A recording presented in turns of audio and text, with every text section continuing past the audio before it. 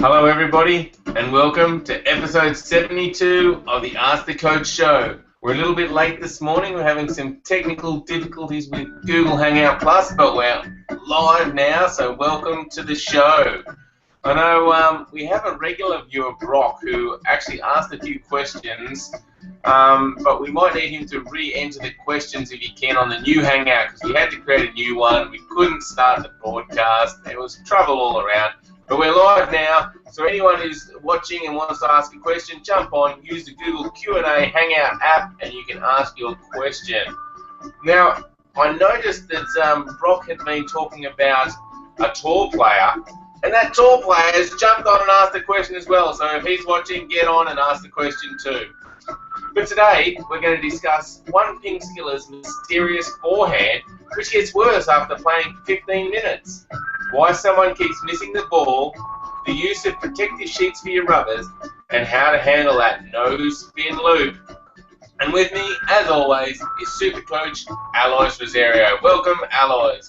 Thank you, Jeff. Good morning. And doesn't seem. Oh yeah. Hello. Hello. Doesn't seem like it's switching to me though, Jeffrey. Doesn't it? Okay. Well, on my side, it is definitely switching, so it's all going well. Okay. Good. Yeah. So it's been an interesting morning, Jeff, with Google Hangouts. But anyway, we're on. Yes, there's lots of interesting questions there today. Yes, lots of interesting questions. So, let's get into them.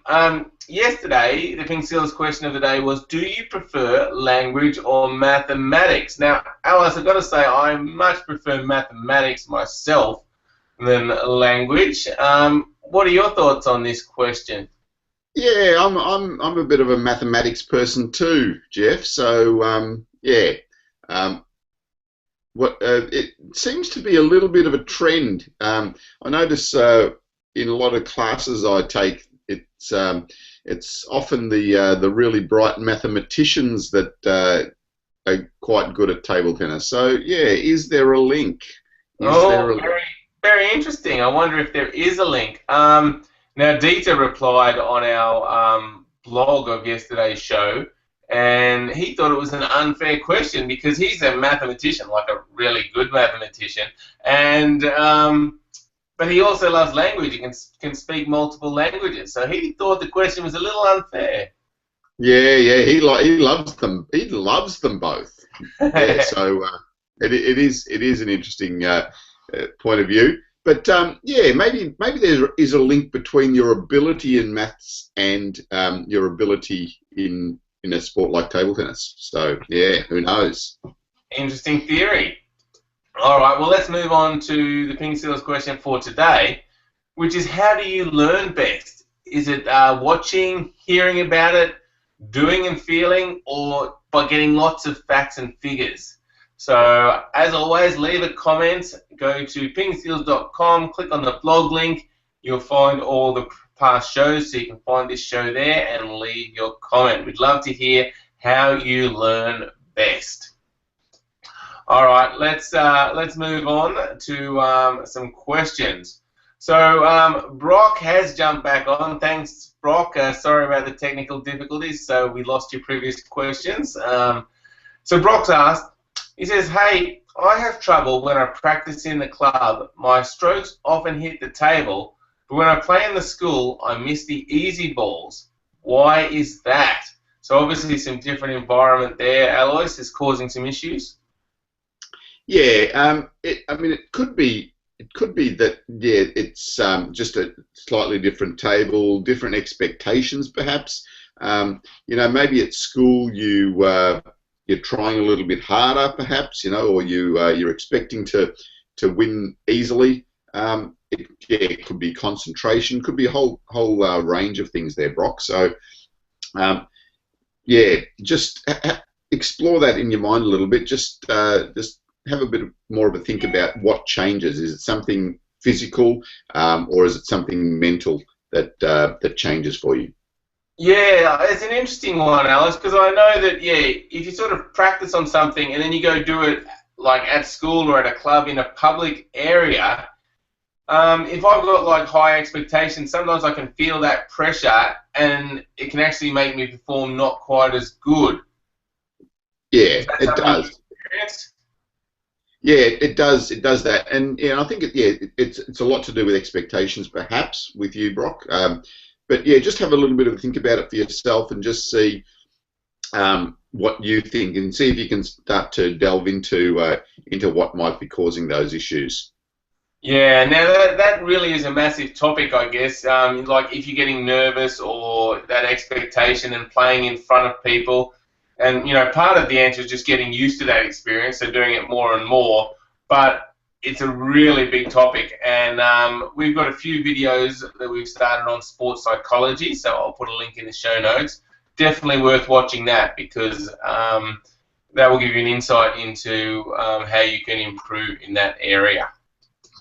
All right, so next question is from John, who asked about putting rubber protectors on his rubber, and specifically on tacky rubber. And he's going, can you do it on tacky rubber, and will this work well?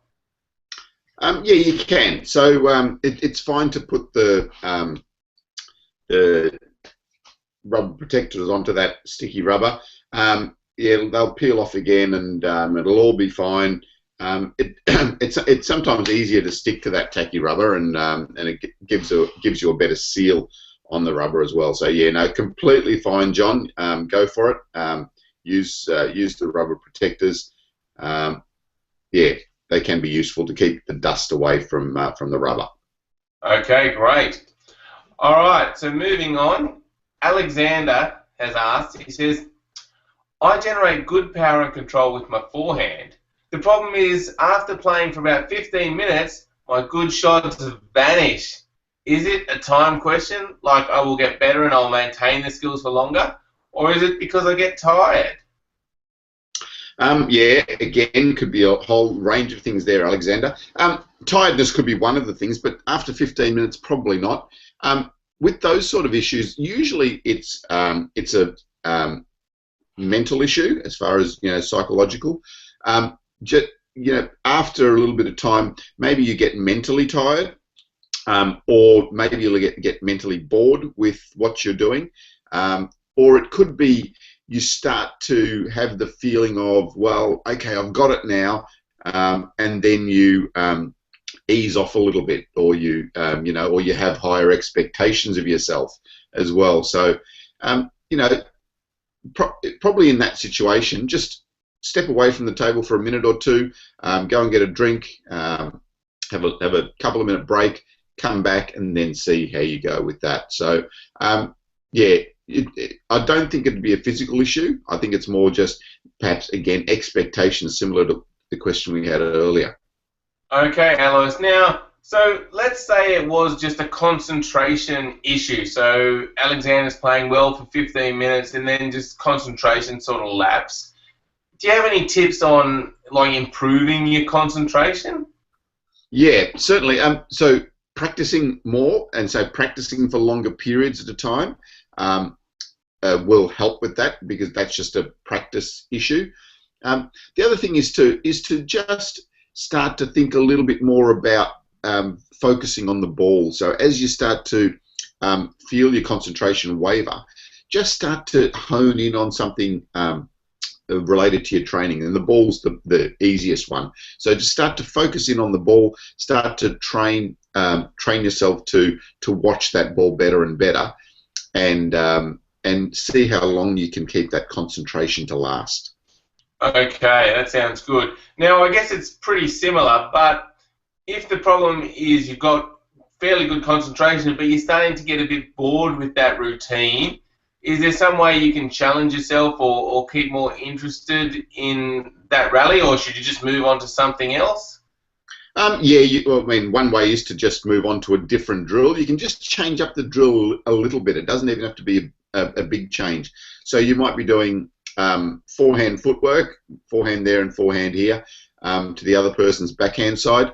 You could change it up by starting to do top spins with both of your shots, or you could change the position that you're hitting it to, or you could do start to do a more of an open drill, meaning that you start by doing perhaps 4 shots just to his backhand. So 1, move across, 2, move across, 3, move across, 4, and then after that it could become a free rally. So then afterwards he can play anywhere and you can play anywhere, and you both try and win the rally. So yeah, so lots of options to just keep your mind interested with what you're doing with your training.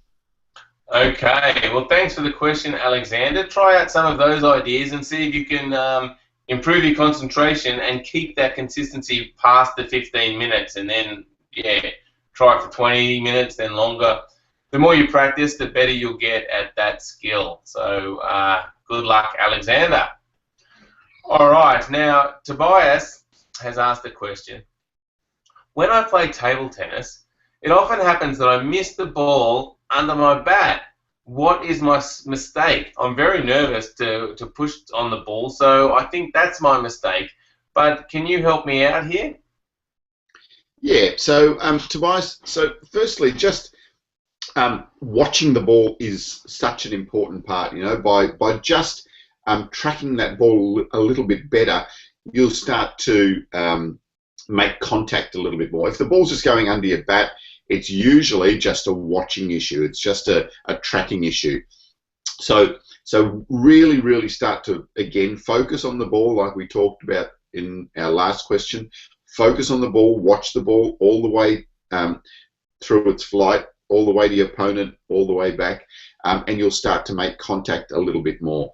You know, sometimes the ball just bounces a little bit lower or higher than what you expect, and if you can track that ball better, you'll start to pick up some of those simpler or slight variations in what's happening with the ball. Okay, thank you for the question, Tobias. Give that a try. All right, now Brock's jumped on again and asked, what is your favourite serve, Alois? For me, definitely the pendulum serve, and probably the high toss pendulum serve. Yeah, so that's the one that I really enjoy doing it too. It's a nice feeling when you open up and throw that ball nice and high and do the pendulum serve. What about you, Jeff? Yeah, I think either the pendulum serve or the backhand serve. I'm a little bit undecided here. I use the pendulum serve more probably, but maybe the backhand serve is my favourite. Yeah, I think that your backhand serve used to be one that won you a lot of points, Jeff. So yeah, I reckon your backhand serve was good. Indeed. All right. Now, I'm just going to mute you for a second, Alice, because I just started getting a bit of feedback there. So while we move on to the next question, I'll mute you, and when you get ready for the answer, you unmute yourself before you talk. So the next question is from Lucas, who says, I have a problem with blocking top spins without much spin with my backhand. Every time when I try to block it, the ball goes into the net, even when I open up the angle of the racket very much. So is there a special technique? Remember, I put you on mute. Got it. Yeah. What often happens with this is that the ball also comes through a little bit slower, and it doesn't come through to you when they don't put much spin on it. So you get caught by reaching out for that block. So rather than reaching out for the block, you've really got to let that ball come to you, or step in a little bit closer to the table so that you can make that block as well. So yeah, so the no spin top spin can be really tricky if you don't pick it up early enough. So just get in closer to the table and make sure that you keep that ball close to you on contact as well. With the actual stroke, again, then you need to generate a bit of power yourself. Okay, so the ball hasn't got much power, hasn't got much spin, so then you need to really push through your block on the brain, block a little bit more. Okay, that sounds interesting. So they are, Lucas is opening up the angle of his bat, but then maybe it's that the rest of the shot, maybe he's got to put a bit extra power on it. Is that going to help? Yes, yes, definitely. The pushing forward is going to help. So yeah, he is doing the angling, but you need to push forward because there's not enough pace on the ball. So the balls might be hitting your racket and doing that.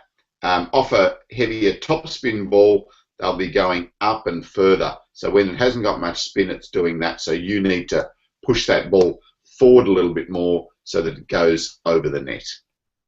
Great. Excellent. All right. Well, that wraps up today's show. Thank you, everybody, for sticking with us. Sorry about the technical difficulties we had.